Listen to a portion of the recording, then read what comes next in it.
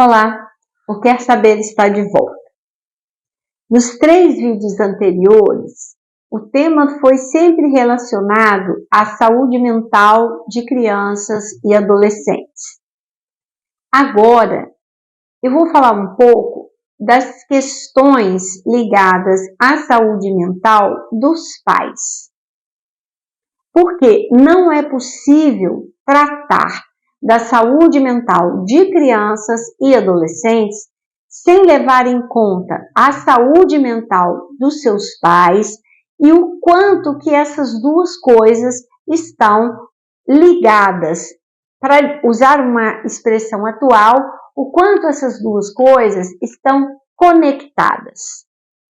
Uma pesquisa de dezembro de 2022, feita pela Universidade de Harvard, dos Estados Unidos, identificou que os pais e os adolescentes sofrem com índices parecidos de problemas de saúde mental.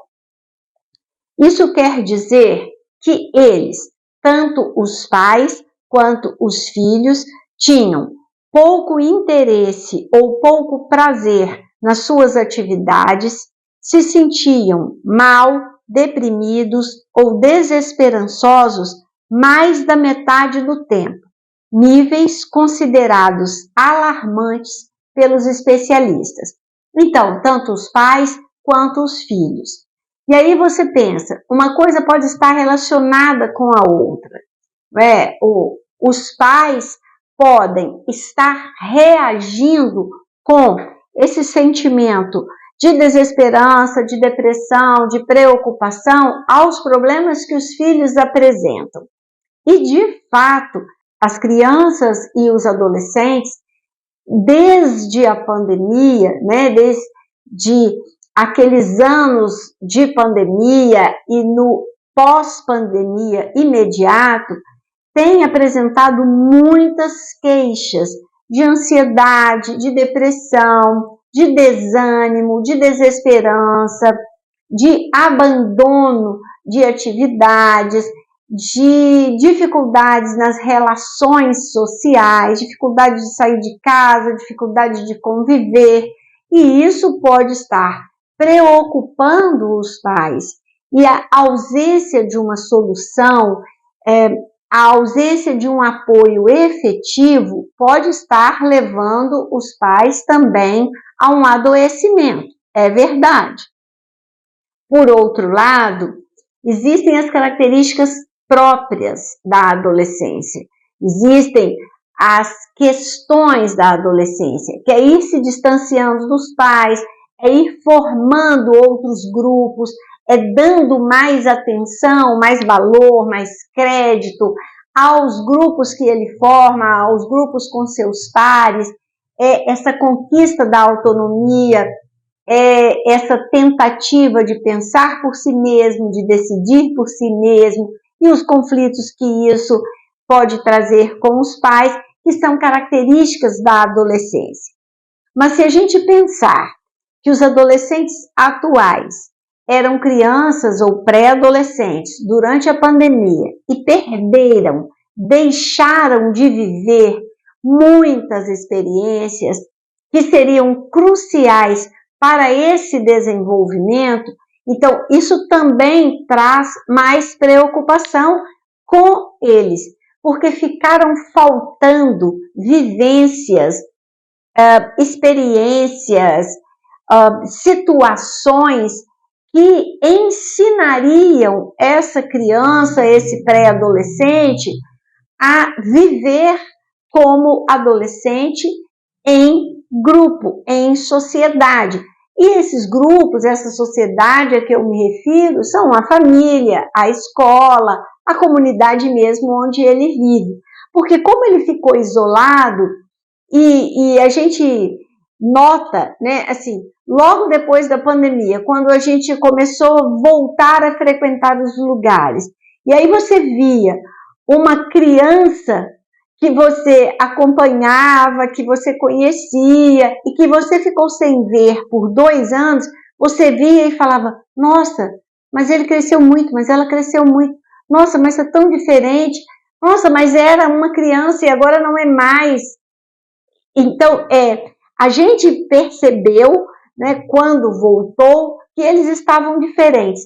E eles estavam despreparados. Eles viveram menos situações que os prepararia para as situações que eles estão vivendo agora. Então, é como se uma criança de 10 anos tivesse pulado, de repente, para 13.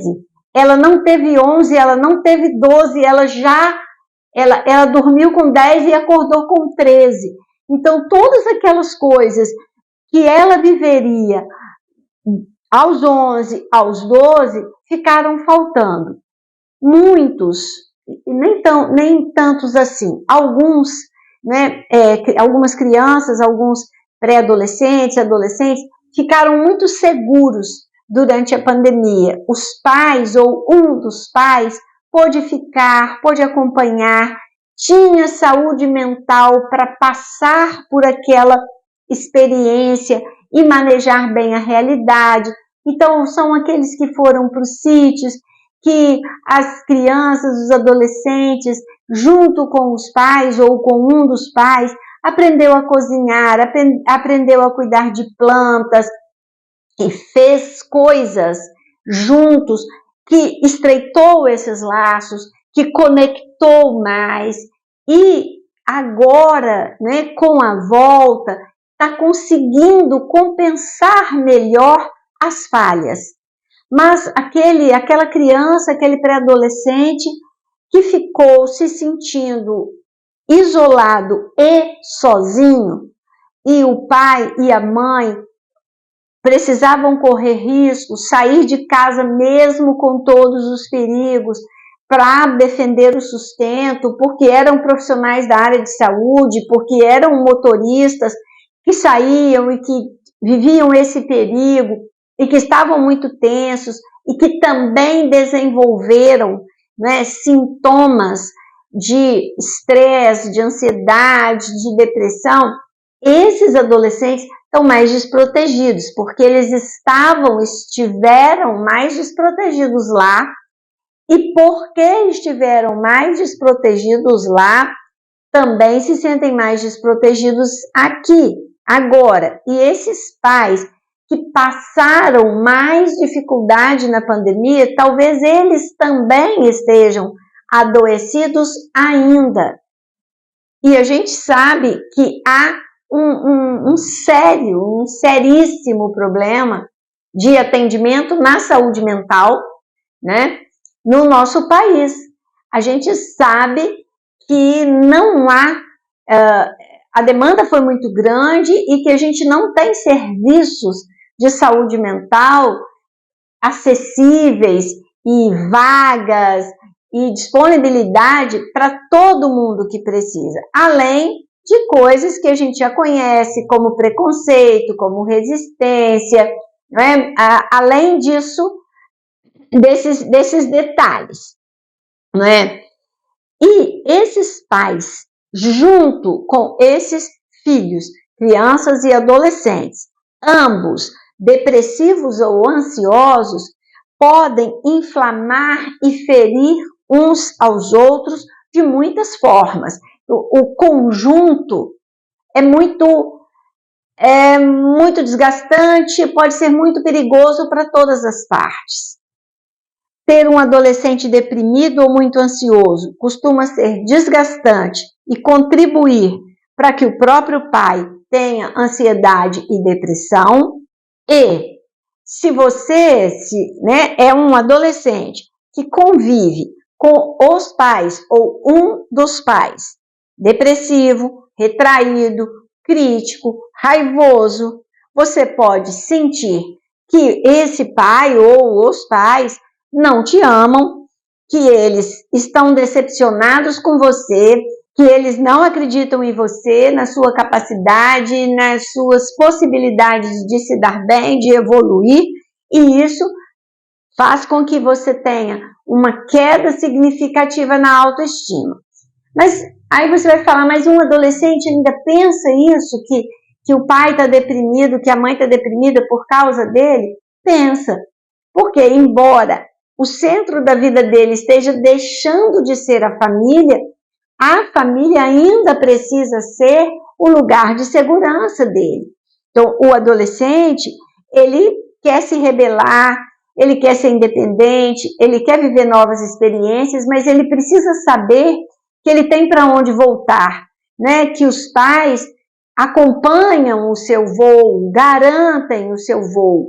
Se ele não sente, isso causa uma baixa na autoestima, uma desconfiança em si mesmo e uma sensação de despreparo e de falta de apoio para se lançar na vida, no mundo, com todas as exigências que o crescimento vai trazendo para a vida. Então, a saúde mental dos pais, ela está intimamente ligada à saúde dos filhos, não que, se os filhos não têm saúde mental, a culpa é dos pais, mas é que um e outro precisam estar em equilíbrio. Tanto a saúde mental dos pais influencia na saúde mental dos filhos, quanto a saúde mental dos filhos influencia na saúde mental dos pais. Então, o que nós precisamos, como sociedade, é que haja uma compreensão dessa situação e que haja uma oferta de apoio, de atendimento, de acolhimento, de acompanhamento para esses dois grupos, tanto para os pais quanto para os filhos. Que essa política antiga e ainda, infelizmente, muito frequente, de dizer, essa criança tem problema na escola e a culpa é da família, né? Ela não funciona, ela não é verdadeira, ela não é justa. E ainda que ela fosse verdadeira, ela não é eficaz.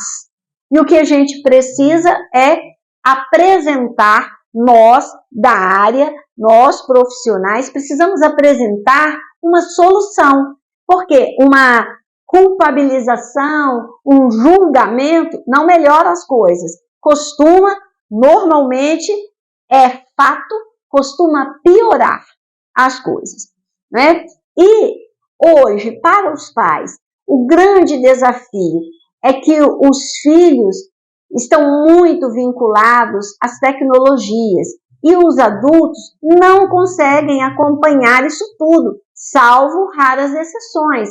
Então, eles não compreendem, às vezes o filho dá uma resposta e eles acreditam, e aquela resposta não é verdadeira, e eles não percebem que nesta situação o filho está mais exposto, ele está agravando a condição de saúde mental dele, ou às vezes os pais sabem que não está bom, percebem, mas não sabem como lidar, não sabem o que fazer. Muitos pais não sabem como monitorar o celular dos filhos, eles dependem dos filhos para ver o próprio celular. Então, os filhos sabem que eles não são capazes de monitorar o seu celular, né, o celular dos filhos, e aí eles se expõem a coisas, a situações como aquele grupo lá do Meta 500 que o Dr. Daniel Becker estava denunciando, né, falando, sem que os pais consigam perceber a gravidade das coisas. E às vezes, quando eles vão perceber, a coisa já está muito, né, já adiantou muito, já andou muito, já se agravou muito, porque eles não são capazes de acompanhar. Então, isso é mais desafiador, né? Isso é mais preocupante. E não significa, eu não estou dizendo que os pais estejam sendo negligentes. Eu só estou dizendo que às vezes eles não conseguem acompanhar. Eu tenho no consultório filhos cujos pais sabem se eles estão dentro do consultório pelo simples fato de eles estarem com o celular. São pais que entendem de tecnologia e que acompanham. Sabem se o filho está dentro da sala de aula lá na outra cidade onde ele foi estudar. Mas isso não é a maioria. Então, não sabem o que as crianças, os pré-adolescentes, os adolescentes estão vendo no celular, a que eles têm acesso, como isso a que eles têm acesso é interpretado por eles, como isso é visto, como isso é ouvido, o que isso desencadeia.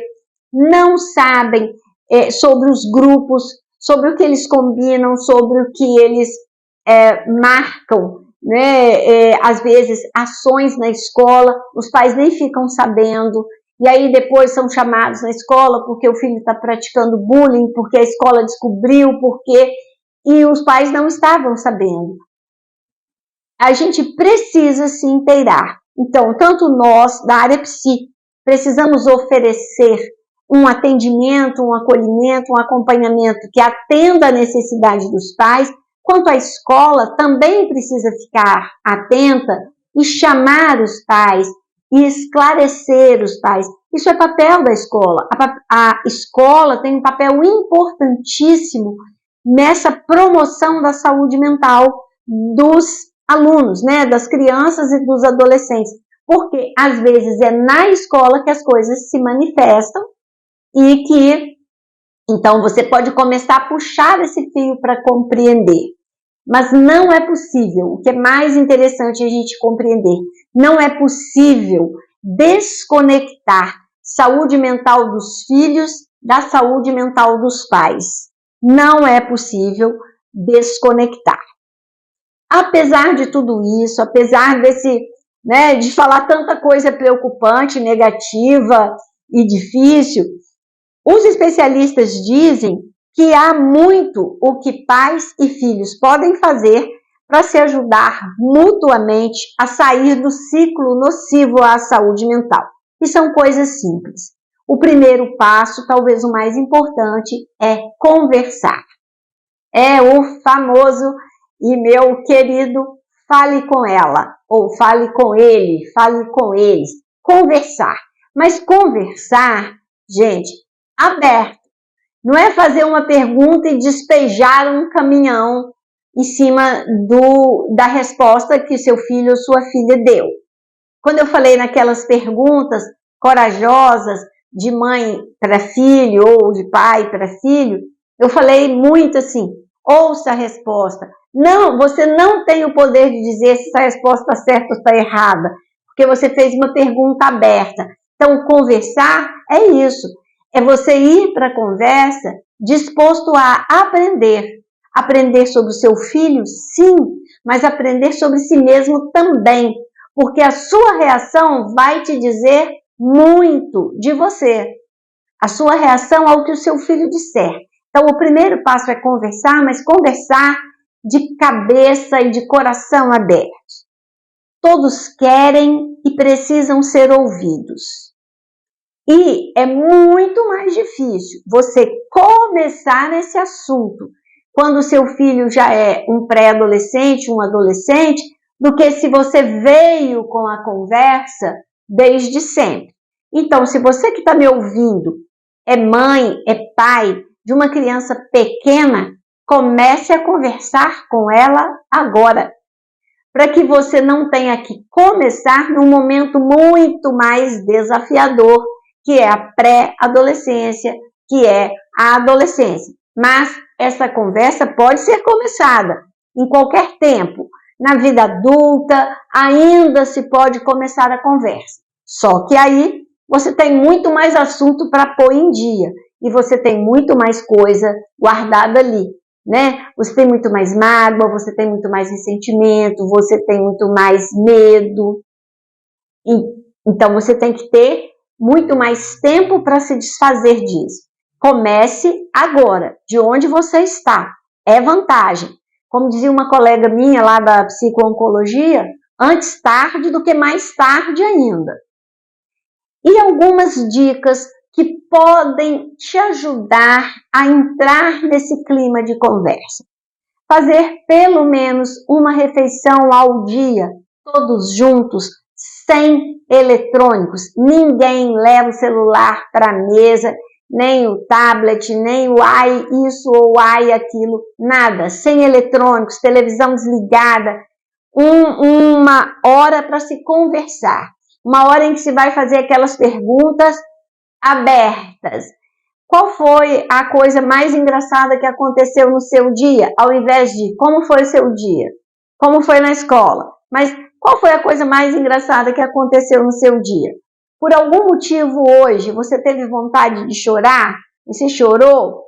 Quer dizer o motivo? Alguém na escola chorou, né? Quando é uma criança menor, você pode perguntar, alguém na escola chorou? E como que as pessoas agiram com ela? Então, são perguntas abertas para se começar uma conversa, sem celular, sem televisão, sem computador. Fazer uma caminhada juntos, mesmo que seja só até ali na esquina, só até a padaria, só até o supermercado, só até a farmácia, mas irem juntos conversando sobre coisas que vocês veem na rua. Né? A gente tem tido muitas oportunidades de conversar. Aqui em Muriaé, eu não sei se vocês têm a mesma percepção que eu, mas tem aumentado muito o número de pessoas em situação de rua, né? Então, isso pode ser um assunto, né? Você perguntar para a criança, uma criança maiorzinha, né? Se ela tem observado, se aquelas pessoas que vocês estão vendo ali são as mesmas que vocês veem todo dia. Como que ela acha, o que ela acha que se pode fazer, né? Se é uma criança maiorzinha, um pré-adolescente, como que você acha que a gente pode lidar com isso? De onde você acha que isso vem? Isso é uma conversa em que você vai ver que valores o seu filho está expressando, que entendimento ele tem das situações que ele vive, mas você precisa ter tempo para isso. Praticarem um esporte juntos, se for possível, a família toda, se não, algumas pessoas. Cozinharem. Então, no domingo, né, todo mundo reclama do domingo. Domingo é um dia chato, domingo não tem nada para fazer. Reúne todo mundo, vai fazer um bolo para o lanche. Vão pesquisar uma receita na internet que seja diferente, que vocês nunca tenham feito. E vão fazer todos juntos. Aí vocês podem assar bolinhos pequenos para cada um ter o seu.